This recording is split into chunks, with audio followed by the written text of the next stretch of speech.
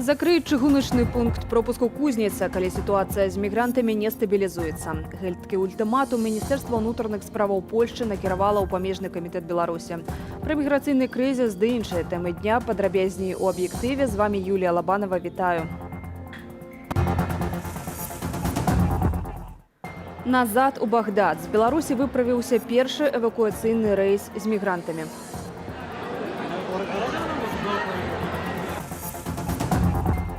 Ситуация в Беларуси, она хоть и успокоилась внутри страны, но тем не менее проблемы есть. Мы это отдаем себе в этом отчет прекрасно. И, конечно, призываем к диалогу между властями и оппозицией. Владимир Путин загаварыў пра перамовы, аднак і далейшае падтрыманне афіцыйнага Менску. Дыялог Меркель з Лукашэнкам. Якія высновы? Бяспека ў тым, што тая спецаперацыя, якую арганізавалі беларускія ўлады, она можа, так сказаць, прывесці да думкі Лукашэнку, што гэтыя метады працуюць. Некаторыя мігранты з Афрыкі і Блізкага ўсходу пачалі пакідаць Беларусь. З Менску вылецеў першы авіярэйс у Ірак. Аднак на памежжы па-ранейшаму неспакойна. Уначы невядомыя ў камуфляжнай формы кідалі камяні ў бок польскіх паліцыянтаў. Былі спробы незаконнага перасячэння польска-беларускай мяжы. Працягвае ўзмацняць свае межы з Беларуссю Украіна. Михаил Пранович працягне. Мігранты вяртаюцца на радзіму. Адбыўся першы рэйс маршрутам Менск-Эрбіль-Багдад. Паводле афіцыйнага прадстаўніка МЗС Іраку, рэгістрацыю на яго прайшоў 431 чалавек. Яшчэ адзін рэйс запланаваны на заўтра. Як сцвярджаюць у прэс-службе Лукашэнкі, на тэрыторыі Беларусі цяпер застаецца яшчэ каля 7000 уцекачоў. І выглядае на тое, што далёка не ўсе з іх згодныя вярнуцца ў свае краіны. Некаторыя працягваюць спробы перайсці мяжу з краінамі еўразвязу. Ноччу польскія памежнікі затрымалі групу са 100 чалавек. Гэта не толькі польская мяжа, гэта мяжа еўрапейскага звязу. Таму мы не павінны дазваляць гэтым людзям праходзіць праз мяжу, як гэтага хоча Лукашэнка, бо тады з'явіцца яшчэ тысячы ці нават дзесяткі тысяч мігрантаў. Украіна ўслед за Польшчай і Літвой таксама ўзмацняе мяжу дадатковымі сіламі. На ўзмацненне былі адпраўленыя 8,5 тысячаў байцоў Нацгвардыі і паліцыі. А ў прэс-службе Лукашэнкі распавялі, што падчас тэлефонных размоваў той, хто уласна і арганізаваў мігранцкі крызіс, прапанаваў Ангеле Меркель. Европейский Союз создает гуманитарный коридор для 2000 беженцев, которые находятся в лагере. Мы берем на себя обязательство содействовать, насколько это возможно, и при их желании, остальным 5000 вернуться на родину. И Ангела Меркель, согласно договоренностям, будет вести переговоры с ЕС, в том числе по организации гуманитарного коридора в Германию. А вось прыляцець у Беларусь цяпер патэнцыйным мігрантам стане нашмат складаней. Усё больш авіякампаніяў адмаўляюцца прадаваць квіткі на рэйсы ў Менск для жыхароў краінаў Блізкага ўсходу. Авіялініі Лівану спынілі продаж на такія рэйсы для грамадзянаў Іраку. На рэйсы з Ташкенту ў Менск цяпер не бяруць грамадзянаў Іраку, Афганістану, Йемену, Лівану, Лівіі і Сірыі. Раней на такі ж крок пайшлі Турцыя і Аб'яднаныя Арабскія Эмираты у дачыненні грамадзянаў Афганістану, Сірыі і Йемену. Михаил Пранович, Белсат. Белсат сочыць за тым, як разгортваюцца падзеі і па іншым баку мяжы. У Польшчы каля зоны надзвычайнага становішча працуе наш карэспандэнт Усевалад Шлыкаў. Усева, вітаем, распавядзі, што табе ўдалося даведацца. Вітаю, Юрія. Насамрэч, калі тычыцца сітуацыі на самой мяжы, то вы ведаеце не болей за мяне, паколькі нагадаю, што польскі бок дагэтуль не дазволіў працы журналістаў у зоне надзвычайнага становішча. Літаральна за маёй спіною толькі што збіраліся жаўнеры, мы знаходзімся, яны яны едуць уласна на мяжу, каб працягваць патруляванне. Мы знаходзімся ў Судзяловічах. Гэта мястэчка найбліжэй, адзін з самых блізкіх пунктаў да уласна зоны надзвычайнага становішча, дзе журналістам працаваць немагчыма. Што могу распавесці адзінае з таго, што, магчыма, вы не ведаеце, дык гэта настрой людзей у прымежных мясцінах. Хаця ўсе натуральна падтрымліваюць і польскую армію, і польскія памежныя службы, у тым ліку і рэчамі цёплымі, калі ім чагось не хапае, людзі таксама збіраюць. Але ўсе з кім мы размаўлялі, прынамсі, гэта, між іншага, кіраўніцтва мястэчка Міхалова, яны збіраюць забралі ўжо велізарная колькасць цёплых рэчаў, велізарную колькасць ежы, даволі спецыфічнай, паколькі абсалютная большасць уцекачоў гэта ўсё ж такі асобы з мусульманскіх краінаў. І ўсе яны, хаця і кажуць пра тое, што мяжа мусіць быць непарушнай, але тым асобам, которым удалося перакрочыць мяжу нейкім чынам, незважаючы на ўсе намаганні польскага боку, гэта штодня дзясяткі, а то і сотні людзей, акрэсліць дакладную лічбу практычна немагчыма, то людзі ўвесь час намагаюцца дапамагаць гэтым людзям, которые без сродкаў утрымання часцяком проста пераходзяць гэтую мяжу. Яны галодныя, яны не маюць магчымасці спыніцца. Власна, калі казаць пра магчымасць спыніцца, то у рэдкіх вокнах мястэчак пры мяжы можна пабачыць зялёнае святло. Гэта азначае, што ў такім доме, у такой кватэры уцекачы, мігранты могуць разлічваць на цёплую ежу, пачастунак і могуць пераначаваць. Людзі падкрэсліваюць, што гэта ні ў якім выпадку не ёсць дапамаганне беларускаму рэжыму у перакідванні людзей з Беларусі ў Нямецчыну ці куды там яны канчаткова збіраюцца трапіць. Яны просто разумеюць, што гэтыя людзі паверылі беларускаму рэжыму, паверылі ў гэтую байку пра спакойны, бесперашкодны пераход, і цяпер яны ў роспачлівай сітуацыі. Дзякуй вялікі, Сева. Канечне, галоўнае навіна сённяшняга дня. Дзякуй, Сева, мы будзем працягваць наше выданне. Гэта быў Всевалад Шлыкаў, які сочыць за сітуацыю па тым баку мяжы ў Польшчы. Нечаканая заява Владимира Путина. На пашыраным паседжанні калегіі МЗС Расіі ён фактычна ўпершыню заклікаў Лукашэнку да дыялогу з апазіцыяй. Аднак з агаворкамі. Падрабязней Владимир Старыкович. Расія заклікае да дыялогу паміж уладамі і апазіцыяй, але са свайго боку працягне лінію на ўмацаванне сувязяў, паглыблення інтэграцыйных працэсаў з Беларусью, сказаў Путин. Мы знаем, что ситуация в Беларуси, она хоть и успокоилась внутри страны, но тем не менее проблемы есть. Мы это отдаем себе в этом отчет прекрасно. И, конечно, призываем к диалогу между властями и оппозицией. На заяву адрэагавала дэмакратычная лідарка Беларусі.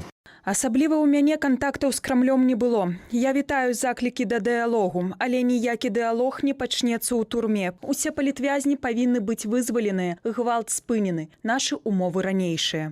Адметна, што такая заява адбылася на фоне ўдзелу расійскага боку ў перамовах з еўрапейскімі лідарамі па тэме мігранцкага крызісу на беларускім памежжы. Ці не ёсць гэтая заява адным з вынікаў гэтых перамоваў? Пытанне пакуль адкрытае. Мне кажется, что когда Путин употребляет здесь выражение «диалог» между так сказать, правительством и оппозицией применительно к Беларуси, то он имеет в виду те круги, которые существуют внутри самой Беларуси. Он просто считает, Путин, что Лукашенко должен гораздо активнее, чем он это делает, симулировать процесс порождения новой конституции, конституционных поправок, и симулировать процесс референдума таким образом, чтобы в нем более отчетливо были задействованы, другие точки зрения. В этом смысле слово Путин может считать оппозицией условно Гайдукевича или Воскресенского, а может считать даже, например, и Виктора Бабарика, который находится в тюрьме. Адметна, што раней, нават у самыя гарачыя часы леташніх пратэстаў у Беларусі нічога падобнага ад Крамля не гучала. Владимир Старыкович, Белсат. Польшча і Літва выступаюць катэгарычна супраць урэгулявання крызісу на мяжы па лініі Беларусі ў развяз, калі не будуць улічаны інтарэсы краінаў, што найбольш пацярпелі ад наплыву мігрантаў. Як расцэньваюць вынікі перамоваў Меркель і Лукашэнкі, распавядзе Марыля Дакуцька. Перамовы Ангелы Меркель з Александром Лукашенком выклікалі бурную рэакцыю. У бок выканаўцы абавязкаў канцлера Нямецчыны пасыпаліся абвінавачанні ў саступках беларускаму рэжыму. На думку палітолага Валера Карбалевіча, гэты дыялог сапраўды можа сведчыць пра спробы пошуку развязання крызісу на мяжы. Небяспека ў тым, што тая спецаперацыя, якую арганізавалі беларускія ўлады, яна можа, так сказаць, привести до думки Лукашенко, что гэтыя методы працуюць, гэты инструментарий працуе, и тому яны могуць яго зноў выкарыстаць у любы момант потым. У той жа час краіны Еўрапейскага звязу працягваюць трымаць жорсткую пазіцыю ў дачыненні беларускага рэжыму. Польшча абяцае закрыць чыгуначнае злучэнне ў Кузніцы з 21 лістапада, разам з літоўскім бокам адмаўляючыся ад развязання міграцыйнага крызісу без уліку сваіх інтарэсаў. Олаф Шольц, будущий, возможно, канцлер Германии, он четко заявляет, что Лукашенко диктатор и никто его признавать не собирается. Звонок госпожи Меркель носил, скорее всего, гуманитарный характер для того, чтобы остановить тот ужас, который происходит на границе, когда мигранты забрасывают камнями и бревнами ту сторону границы, это, конечно, недопустимо. Нягледзячы на тое, што міграцыйны крызіс адцянуў увагу ад унутрыпалітычнай сітуацыі ў Беларусі, ён жа і наблізіў палітычную паразу Лукашэнкі, і перамовы не ў стане выправіць гэтай сітуацыі, упэўнены Франак Вячорка. Тыя краіны, якія раней не былі зацікаўлены Беларусю, зараз выступаюць. Паглядзіце, сёння заява міністраў Вялікай сямёркі. Сёння слуханні ў Палаце прадстаўнікоў ЗША. Сёння павінна быць прынятая рэзалюцыя Сенату ЗША. Сёння кіраўнікі і прадстаўнікі НАТО збіраюцца абмяркоўваць Беларусь. Зараз усе тыя краіны і міжнародныя арганізацыі, яны ставяць крызіс у Беларусі і дзеянне вар'ята Лукашэнкі першым пунктам парадку дня. Занепакоенасць літоўскіх і польскіх палітыкаў выклікала верагоднае выключэнне беларускай кампаніі «Белавія» са спісу 5-го пакету санкцый. Пра гэта заявіў міністр замежных справаў Літвы Габрыэлюс Ландсбергіс пасля перамоваў прадстаўнікоў Еўрапейскага звязу. Магчыма, да такога кроку не звернуцца, бо гэта адзін з асноўных аб'ектаў санкцыяў, і без яго частка санкцыяў проста губляе сваё значэнне. Беларуская авіякампанія сама ідзе на саступкі, намагаючыся не трапіць пад санкцыі, афіцыйна адмовіўшыся перавозіць грамадзянаў Афганістану, Іраку, Йемену, Лівану, Лівіі і Сірыі, якія вылятаюць з Узбекістану. Аргументы праціўніка ўключэння Белавіі ў спіс – гэта бяспека, што яна згубіць доступ да абсталявання і павялічыцца рызыка авіякатастрофаў. Другое – гэта што пацерпяць звычайныя беларусы, што таксама ў нейкай ступені правільна, але мы ж бачым, што Белавія выкарыстоўваецца не толькі для пасажырскіх перавозак традыцыйных. Сёння ж выканаўца абавязкаў кіраўніка Міністэрства ўнутраных справаў ФРГ Горст Зейнгхофер на сустрэчу ў Варшаве заявіў, што Нямецчына не будзе прымаць мігрантаў, якія цяпер застаюцца на беларуска-польскай мяжы. Марыля Дакуцька, Белсад. Дырэктарку Белапану Ірыны Леўшыну і былога кіраўніка агенцтва Дмітрыя Наважылава абвінавацілі ў, цытата, стварэнні экстрэмісцкага фармавання. Абое застаюцца за кратамі са жніўня. Колькасць палітвязняў расце, сёння іх паболела на 5 асобаў. Цяпер, паводле праваабаронцаў, 873 асобы застаюцца за кратамі з палітычных матываў. Пра суды і ціск Ірына Дарафійчук. Праваабаронцы заявілі пра прызнанне палітвязнямі яшчэ 5 асобаў. Юлію Лабунову, Артёма Латышева і Ірыну Пярцову вінавацяць у хуліганстве за перформанс з надмагільным крыжам і партрэтам Лукашэнкі. Апроч таго, Ірыну Пярцову, як і Кацярыну Макарэвіч і Паўла Сакалова, падазраюць у стварэнні экстрэмісцкага фармавання за кіраванне групамі ў Тэлеграм. Палітзняволеная Вольга Гарбунова трымае галадоўку на Акрэсціна з моманту затрымання 9 лістапада. Актывістку затрымалі паводле падазрэнняў у арганізацыі леташніх жаночых маршаў, але абвінавачванне не прад'явілі. Вольга Гарбунова была і кіраўніца арганізацыі «Радзіслава», што дапамагае жанчынам, пацярпелым ад хатняга гвалту. Аўтамабіль палітвязня Віктара Бабарыкі выставілі на аўкцыён на пляцоўцы Белюрзабеспячэння. Гандляванні маюць адбыцца 2 снежня. На пакаранага 14 гадамі калоніі ўзмоцненага рэжыму Віктара Бабарыку накладзены штраф 5000 базавых велічыняў. Таксама з яго спагналі ў даход дзяржавы больш як 47 мільёнаў рублёў. Пасля перапынку з 4 лістапада аднавіўся судовы працэс у справе Сергея Ціханаўскага. Суд над 6 палітвязнямі ідзе амаль 5 месяцаў у будынку гомельскай турмы ў закрытым рэжыме. Усім фігурантам інкрымінуюць масавыя беспарадкі, распальванне сацыяльнай варожасці ды іншыя цяжкія артыкулы крымінальнага кодэксу. Неўзабаве чакаюцца спрэчкі бакоў, пасля якіх абвесцяць прысуд. 52-гадовую медсестру-анестезістку з горадні Валянціну Будрэвіч пакаралі 2 гадамі хатняй хіміі. Жанчыну абвінавацілі ва ўдзеле ў беспарадках, а адным з доказаў віны прызналі магніт з выявай герба пагоня, канфіскаваны з дому падчас ператрусу.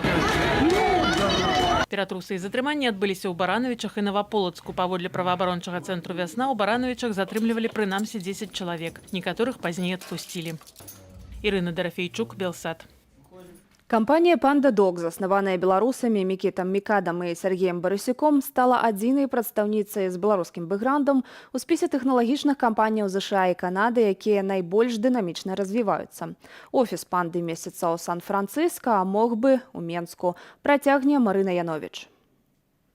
Тысячы стартапаў мусілі пакінуць Беларусь пасля апошніх прэзідэнцкіх выбараў. Толькі ў Польшчы лік беларускіх айтишникаў ідзе на тысячи. Министерство иностранных дел, представитель министерства на одной из конференций назвала цифру, что они выдали 20 тысяч виз по программе Polish Business Harbor. В большинстве своем это, конечно, IT-специалисты, которые либо уже уехали, либо планируют уехать.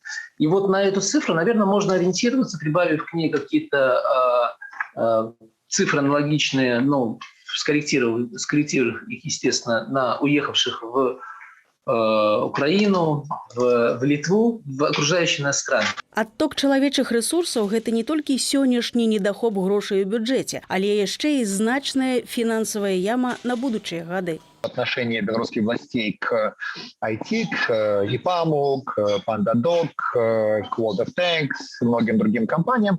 Это, по сути дела, знаете, как без преувеличения резать курицу, которая несет золотые яйца. І вось пацверджанне гэтых словаў. PandaDoc, што таксама перанесла бізнес з Беларусі, увайшла ў рэйтынг найлепшых тэхналагічных кампаніяў Паўночнай Амерыкі. А сёлета ў верасні PandaDoc ацанілі на $1 мільярд. Кампанія стала першым у гісторыі Беларусі так званым аднарогам. Пасля апошніх прэзідэнцкіх выбараў каманда «Панды» выступіла супраць фальсіфікацыяў і міліцэйскага гвалту. У офісе адбыўся ператрус. Супрацоўнікаў дапытвалі і затрымлівалі. Адзін з кіраўнікоў «PandaDoc» Мікіта Мікада назваў Беларусь таксічнай краінай для IT. Отток уже специалистов и потери Беларуси превышает 10% ВВП. Будет еще больше.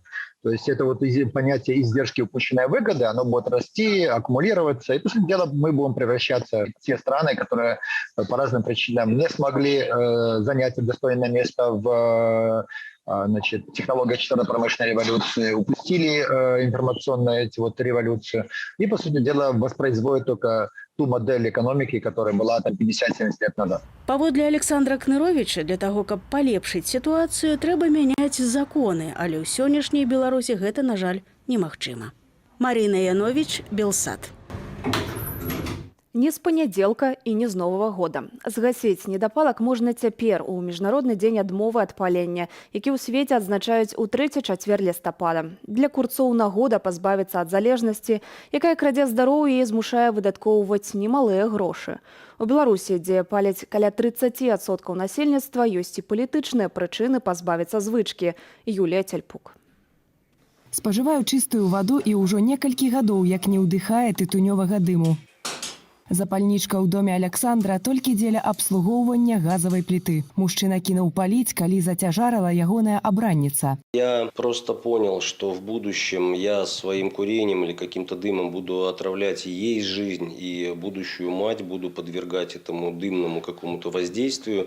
И в дальнейшем, когда родится ребенок, тоже я бы не хотел, чтобы ребенок нюхал дымы, и чтобы ребенок, повзрослев немножко, видел, что я курю. Паводле Александра, перастаць паліць трэба рэзка, перачакаць кароткі нікацінавы голад, каб штодня атрымліваць асалоду ад сапраўдных смакаў жыцця. Ты свободно занимаешься своими делами, продолжаешь дальше работать. Ты не отвлекаешься на какие-то перекуры, у тебя голова не думает постоянно, ой, чего-то мне не хватает, пойду-ка я покурить. Згодна са стэп-даследаваннем Міністэрства статыстыкі і аналізу Беларусі, сярод мужчынаў у нас амаль палова курцоў, сярод жанчын 12,6%. Адмоўся яны ад цыгарэтаў у перспектыве знізяць рызыкі захворвання на акне, рак, сухоты, астму, карыес, хваробы сасудаў і кішачнай сістэмы, пацвярджае доктор Васіль Завадскі. Всім вядома, это яшчэ постсавецкіх часоў, там кроплю нікаціну, якая забівае, можа забіць коня. Але акрамя нікаціну тытунь утрымлівае шмат іншых шкодных рэчываў, якія, зразумела, пры ўдыху трапляюць у лёгкія. Хто кінуў паліць, можа разлічваць на штогадовую прэмію, супастаўную з 13-м заробкам. Больш за 1000 рублёў на год выдаткі на цыгарэты ў спажыўца, які выпальвае штодня пачак цыгарэт сярэднім коштам 3 рублі 20 копеек. Паводле таго ж даследавання Міністэрства статыстыкі паляць каля 30% насельніцтва краіны ва ўзросце ад 18 до 69 гадоў. Узяўшы за аснову афіцыйную статыстыку працаздольнага насельніцтва 5 402 000, Белсат падлічыў, што 1 600 000 беларусаў аддаюць дзяржаве гэты 13-ы заробак. Агулам каля 2 мільярдаў беларускіх рублёў на год. Грошы зарабляе беларуская дзяржава, бізнесмены беларускія, а таксама міжнародныя карпорацыі кшталту Japan Tobacco, Philip Morris і трэці буйны гулец British American Tobacco. Галоўныя гульцы ў Беларусі кампанія «Тытунь Інвест», якая належыць мільянеру Паўлу Тапузідзісу, дзяржаўная фабрыка «Нёман» у горадні і найноўшая кампанія «Інтертабака», якая належыць алігарху Алексею Алексіну. Ён жа ўладальнік кампаніі «Энергаойл», якой належыць 40% рынку тытунёвых вырабаў і звыш 100 000 гандлёвых пунктаў табакерак па ўсёй Беларусі. Менавіта Алексіна журналісты-расследавальнікі падазраюць у буйной кантрабандзе цыгарэтаў з вывадам грошай з Беларусі ў офшоры. Грошы выводзяцца з найбольш прыбытковых сектараў. Гэта на сённяшні дзень, па-першае, цыгареты, кантрабандны цыгаретны бізнес. Мы все ведаем, каго паставілі манапалістам па збыце з гарадзенскай дзяржаўнай фабрыкі «Нёман», гэта Алексей Алексін. Фігурант санкцыйнага спісу еўразвязу. Таму, калі вы прыхільнік пераменаў і прыхільнік санкцыяў, вы маеце дадатковую прычыну не паліць. Юлія Цельпук, Белсат. Ці сапраўды беларускі рэжым пойдзе на развязанне міграцыйнага крызісу? Што азначае заклік Владзіміра Пуціна пачаць дыялог з апазіцыяй? На гэтае ды іншае пытанне адказаў будзе шукаць Віталь Цыганкоў. Глядзіце размову ўжо праз імгненне. Я ж развітваюся са спадарствам і зычу добрага вечара.